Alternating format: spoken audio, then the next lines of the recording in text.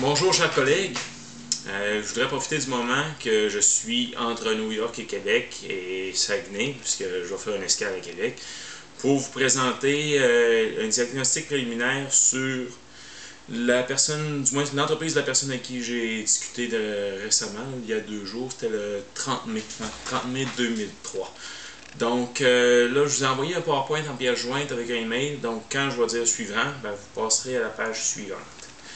Donc, on le voit tout de suite, là, l'ASA, Société en nom collectif, qui est notre lieu. Puis, moi, Sébastien Girard, qui vous présente le diagnostic préliminaire. Donc, pour la mise en contexte, c'est quand même assez simple. Dans le fond, j'ai rencontré M. Grégory Lantos. Il est rendu âgé de 65 ans. Il a une entreprise qui... Ça fait quand même un bout qu'il a démarré. Puis, le gars, il vient d'Hongrie. Il est arrivé aux États-Unis. Ça fait quand même un bon bout. Et puis, dans le fond, je l'ai rencontré dans un 5 à 7. J'ai pu jaser quand même pas mal avec. J'ai réussi à le faire parler sur son entreprise, sur l'état dans lequel il était. Puis, quand j'ai dit que j'étais, entre autres, entrepreneur et consultant, je suis allé chercher quelques cordes sensibles. J'ai réussi à avoir un bon brin d'informations. Puis, suite à ça, j'ai quand même demandé avant qu'on se quitte, s'il était d'accord à ce que je présente le tout à mes associés pour pouvoir lui offrir une proposition. Puis, dans la situation qui est, il a accepté d'emblée. Donc, son entreprise, c'est Glass, Gregory Lantos Associate Consulting Engineering. Dans le fond, c'est un ingénieur, c'est une boîte d'ingénierie. Il y a un associé qui s'appelle Ted Muller. Lui, il est rendu à 49 ans. Il a 5% des parts. Puis après ça, ça fait 25 ans qu'il est en opération à Manhattan. Et finalement, il y a 22 employés. Il y en a déjà eu une trentaine, il y a déjà eu pas mal d'employés, mais là, avec la restructuration, avec l'état du marché, il était obligé de s'adapter un peu. Puis, mettons qu'elle fonctionnait à moins 8 employés comparativement aux bonnes années, c'est sûr que ça a des effets. Fait que là, selon moi, l'origine du problème, il y a un problème précis. Il m'a expliqué une couple de choses, mais ce qu'on est capable de sortir, c'est qu'il y a une absence de compétences en management. Autant de son côté que du côté de ses gestionnaires. C'est tous des techniciens, des ingénieurs, puis il n'y a aucun gestionnaire là-dedans. Ça fait que, tu sais, les ingénieurs, je ne peux pas dire que ça travaille tout le temps droit, puis on ne peut pas dire que ça travaille tout le temps croche, mais une chose est sûre, c'est que du côté de la gestion, c'est pas ce qu'il y a de mieux. Donc, une boîte d'ingénieurs gérée par des ingénieurs, ça donne ce qu'on voit là. Donc, il y a une couple de problèmes, dont il n'y a pas de réseautage qui se fait avec les autres entreprises. Il y a une mauvaise gestion du temps, notamment de la part des entrepreneurs de M. Lantos puis de son associé, surtout de M. Lantos, je crois bien. Puis le gars, il est atteint du syndrome de la perfection, c'est-à-dire qu'il y a une bien grosse difficulté à déléguer des tâches. Ça, au niveau de sa personnalité affecte énormément l'état de son entreprise. Après ça, il y a une absence de structure de fonctionnement. Cette absence de structure de fonctionnement-là, elle provient principalement de l'entrepreneur, mais c'est justement là, vu qu'il n'y a pas de structure de fonctionnement, mais on voit qu'il y a une gestion des délais qui est totalement infonctionnelle. Dans ce cas, c'est ce qu'il me dit, il n'est vraiment pas satisfait de tout ça. Puis il l'a dit lui-même, il n'est pas un top en communication. C'est pas une personne vraiment excellente en communication. Ce qui fait qu'à l'intérieur de son entreprise, il y a des personnes qui viennent frustrer. Puis lui-même, il vient frustrer quand il n'est pas capable d'être compris. Puis il me l'a dit, des fois, il explique des choses, il passe d'un point à l'autre, puis il se rend compte que son interlocuteur, il ne suit pas tout le temps, mais on voit qu'au niveau de la gestion des délais, de la communication, il y a certains problèmes. Puis il y a un fonctionnement multiculturel. Il y a des employés qui viennent d'Afrique, il y en a d'autres qui viennent d'Hongrie, il y en a qui viennent de Russie.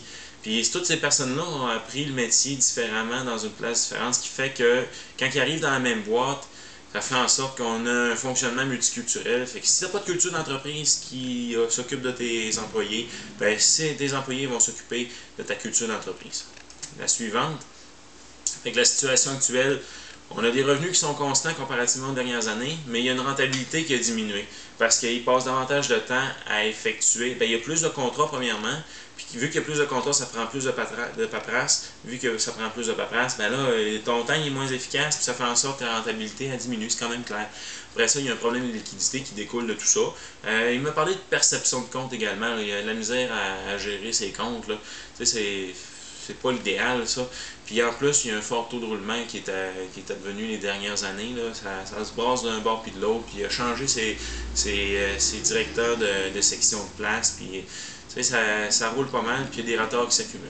Puis là, il est en situation qui n'est pas trop drôle. C'est pour ça qu'il a quand même accepté que je lui donne le tout. Là. Fait que là, avec la suivante, je pense qu'on a une réelle occasion d'agir. On a vraiment l'occasion d'arriver puis de proposer de quoi qui va être à sa mesure, qui va être intéressante, qui va faire en sorte que du moins son entreprise dans 5 ans ben, elle va être totalement différente. Puis là, surtout s'il arrive pour la vendre ou s'il veut la déléguer, là, il est quand même à 65 ans, le bonhomme, là, quand il va arriver à 70, là, il va tout bien finir par penser à sa relève ou à prendre sa retraite à un moment donné. Il a travaillé toute sa vie. Fait que c'est une entreprise qui lutte pour sa survie actuellement. C'est ça qu'il me dit. Là. Puis il me dit qu'il entre ça puis entre le démarrage, il n'y a pas tant de différence. Il y a eu ça tough au démarrage, puis là, il l'a difficile encore. Après ça, c'est un entrepreneur qui croit devoir tout faire.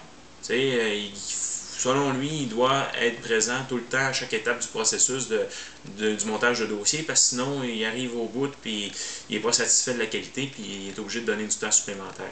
Mais en tout cas, c'est un gars qui me dit qu'il allait, quand il allait voir des clients, là, il avait vraiment peur de se faire refuser. Là, il prend vraiment tout personnel, puis je pense qu'il va y avoir des améliorations à faire, même à l'âge qu'il est rendu, là, il y a moyen d'améliorer beaucoup sa personnalité.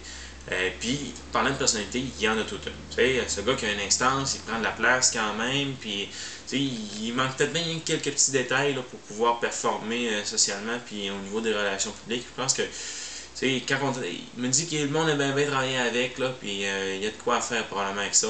Puis on le voit, là, j'ai jasé d'une coupe d'affaires au niveau de ma brasserie, là, puis il y a tout un niveau de compétence. Puis tu vois que c'est un excellent professeur, là, il est capable d'en transmettre des connaissances, c'est pas ça qui est un problème. Mais le problème principal, c'est qu'il faut qu'il soit encadré. Il n'y a jamais eu de formation en gestion, il n'y a jamais personne qui est rentré dans son entreprise pour voir qu'est-ce qu'il n'allait pas. Fait que, on a quand même une espèce de belle occasion, là. Puis pour moi, un contrôle entre 40 et 60 000, c'est quelque chose qui pourrait être intéressant. Pour la suivante, ben, les leviers que je privilégierais, c'est d'utiliser efficacement la force de travail en place. Parce que là, il y a déjà 22 employés. Là. Il y a de quoi faire avec ça. Il faut probablement juste la structurer. Puis c'est probablement juste la rentabilité réelle qui n'est pas intéressante. Parce qu'il y a probablement qu'il y a du monde qui ont du bien bon potentiel là-dedans, mais qu'il faut juste lui donner une manière de faire puis que tout le monde fonctionne ensemble. Il faut qu'il y ait un effet de synergie qui soit créé. Il faut qu'il y ait un travail d'équipe qui se fait. Là. Puis il faut que les gestionnaires soient encadrés pour qu'ils deviennent effectivement des gestionnaires. Pas du monde qui sont des techniciens qui courent un peu partout ou des ingénieurs qui leur manquent des compétences en gestion. Il faut vraiment encadrer les gestionnaires pour faire en sorte qu'il y ait des bons outils de management. Puis il faut mettre en place une culture de fonctionnement pour faire en sorte que le tout fonctionne selon une orientation, une seule culture et non pas plusieurs cultures qui s'entrechoquent et qui s'interposent, qui créent des tensions à quelque part. Pour la suivante, les recommandations que j'arriverai, je pense qu'il va vraiment falloir y offrir un plan de travail progressif. C'est-à-dire qu'il ne faudra pas trop le brusquer. Il y a des chances qu'il nous donne un frein, que le M. Lantos soit effectivement le frein aux propositions qu'on va lui donner. Mais si on y va progressivement, si on y intègre une culture de management, puis qu'on rentre là-dedans progressivement, délicatement, je pense qu'il va y avoir beaucoup de travail qu'on va pouvoir faire, puis qu'on va pouvoir changer de beaucoup les choses. Puis une des choses importantes, c'est qu'il faut donner une approche de management aux gestionnaires. Les gestionnaires, c'est des personnes techniques. Il faut leur donner toute une autre forme de pensée. C'est quelque chose avec des outils simples, puis en analysant surtout leur comportement puis leur façon d'être, on va être capable de voir leur potentiel puis tout ça. Ensuite, c'est d'implanter des outils de fonctionnement. Il faut vraiment qu'on implante des outils de fonctionnement pour pouvoir faire en sorte que le travail, ben, quand le dossier va rentrer, il va arriver puis il va sortir, puis ça va avoir passé d'une main à l'autre, puis ça va avoir suivi des étapes systématiques qui vont faire en sorte que le monde ne se casseront plus la tête puis ils ne sauront plus comment faire. Là. Ils ne se poseront plus trop de questions. Là. Fait que suite à ça, je vous laisse une période de réflexion. On se rencontrera à mon retour à Chicoutimi, puis on prendra une décision en fonction de ça. Mais je vous dis qu'on a un bon potentiel ici, puis je pense qu'on va être capable d'avancer là-dessus. C'était Sébastien Girard qui présentait le diagnostic préliminaire de classe Grégory Lantos and Associate Consulting Engineering. Merci!